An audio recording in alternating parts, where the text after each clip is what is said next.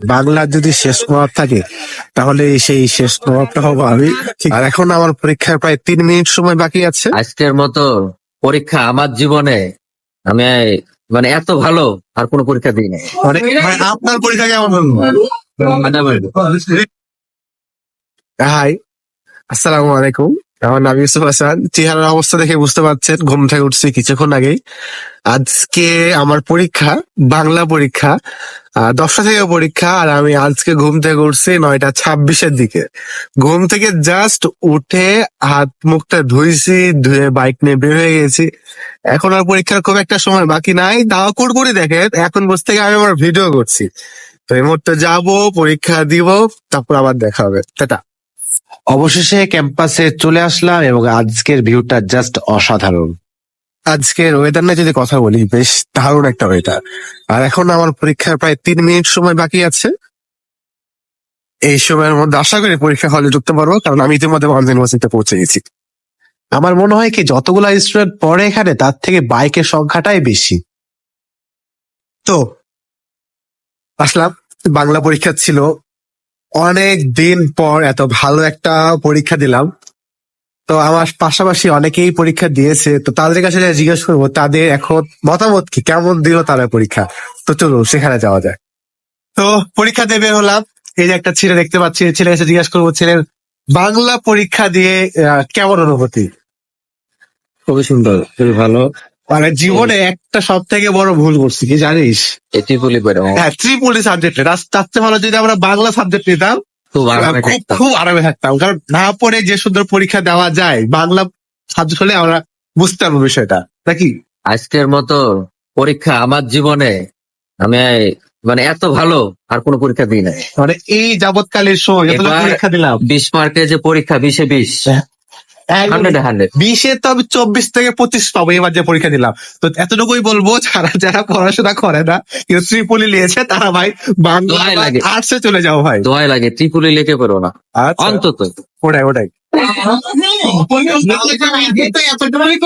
ভাইয়া, বাংলা পরীক্ষা দিয়ে আপনার অনুভূতি কেমন? আপনার অনুভূতি কেমন? আমি শুনলাম, আপনার কথা শুনলাম, আপনার হাইট ছোট হলো, আপনি বলে পরীক্ষার খাতায় অনেকগুলো লিখেছেন। ভাইয়া, অনেক কিছু ছোট ভাইয়া, আপনার হাইটের সাথে অনেক কিছু ছোট আছে, তা বলা যাবে না। ভাই, আপনার পরীক্ষা কেমন হলো? যেটা পড়ে এসছে ওটা এসছে না। আমি 3টা পড়েছি, 2টা কম পড়েছে। খাবার এই জন্য সায়েন্স নিতে হয় না, আর্টস নিতে হয়। পাঠারে বেটা। ওই যে শুরুতে বলেছিলাম না, বাংলার যদি শেষ নবাব থাকে তাহলে সেই শেষ নবাবটা হবো আমি। ঠিক তাই, আজকে পরীক্ষা শেষ করে ঘুম দিয়েছিলাম এবং ঘুম থেকে ওঠার পর একটা ছোটখাটো ইফতারের দাওয়াত ছিল, সেই দাওয়াতটা জয়েন করার জন্য আসছি। বর্তমানে আছি রাজশাহী ইউনিভার্সিটি ক্যাম্পাসে এবং দেখতে পারবেন একটা টিকটকারকে আমার পাশে একটু পরে। এই যে ইনভাইটটা কিন্তু আমি দিয়েছি। হ্যাঁ, এটা সত্যি কথা। তো ভালো পরীক্ষা যেহেতু দিয়েছি, তো ইফতারটা করার জন্য চলে আসছি। এখানে ম্যাক্সিমাম সবাই আমাদের ডিপার্টমেন্ট থেকে। আমারও পেয়ে গেছে। এখানে তার সকলের কাছ থেকে একটু একটু সহানুভূতি নেওয়ার চেষ্টা করছিল। সে দেখাচ্ছিল তার স্ট্রাগলের কথা, তার নতুন জামা কাপড় সব জায়গায় কালি হয়ে গিয়েছে, কি পরিশ্রমটা করেছে। বাট তাজ, তুমি এখানে একা পরিশ্রম করোনি, এখানে সকলেই পরিশ্রম করেছে। এখানে আপনারা যাদেরকে দেখতে পাচ্ছেন, যত বড় ভাই আছে ছোটরা আছে, অনেকেই কিন্তু অনেক বেশি পরিশ্রম করেছে আমাদের সকলের জন্য।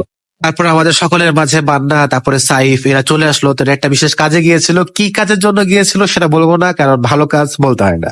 এবং এদিকে সূর্যি বাবা প্রায় ডুবা ডুবা অবস্থা, তাই ইফতার তৈরি প্রিপারেশন চলছিল, অর্থাৎ সকলের মাঝে ইফতারি বিতরণ করবে। তো এদিক থেকে সাইফ আমাদের সকলকে ইফতারি দিচ্ছিল 1-2টা করে। আরেকজনের কথা না বললে একদমই না, সে প্রচুর পরিমাণে স্ট্রাগল করেছে ইফতারি বানানোর ক্ষেত্রে না, আমার ভিডিওতে আসার জন্য। সে বারবার যাচ্ছিল যে আমাকে একটু ভিডিওতে না, তাই ছেলেটাকে একটু ভিডিওতে আমি নিয়েই ফেললাম। যদিও আজকের ওয়েদারটা অনেক বেশি পরিষ্কার ছিল এবং সুন্দর ছিল, তাও আমি ইফতারির জন্য অনেকক্ষণ থেকে বসেছিলাম যে কখন আমাকে ইফতারি দিবে। তো এখানে আস্তে করে আমাকে এসে আমার ইফতারিটা দিল এবং আমি বসেছিলাম কখন সে খাবো। তোমার অনুভূতি কেমন রকম? অনুভূতি খুব ভালো। তোমাকে খারাপ লাগতেছে?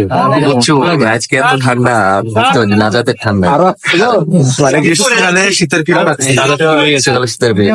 আসলে সকাল থেকে অনেক মফস্বলে ভাগ্য এতটাই খারাপ, সে ইফতারির বদলে সেখানে শশা পেয়েছে, তো পরবর্তীতে সে আবার চেঞ্জ করে তার ইফতারিটা নিয়ে নিল। তো আমরা সকলেই গোল করে সারি করে বসেছিলাম এবং অপেক্ষা করছিলাম কখন আজান দিবে এবং আমরা সেই ইফতারিটা গ্রহণ করব। এবং যাদেরকে দেখতে পাচ্ছেন প্রত্যেকে আমাদের বরাদ্দ ইউনিভার্সিটি, কেউ আমাদের জুনিয়র, কেউ আমাদের সিনিয়র। তো এট দ্য মোমেন্ট যখন আজান দিল আর আমরা সেই ইফতারিটা খাওয়া শুরু করলাম। তো আজকের মতো এতটুকুই, আবার দেখা হবে কথা হবে অন্য কোনো ভিডিওতে। ভালো থাকবেন, আল্লাহ হাফেজ।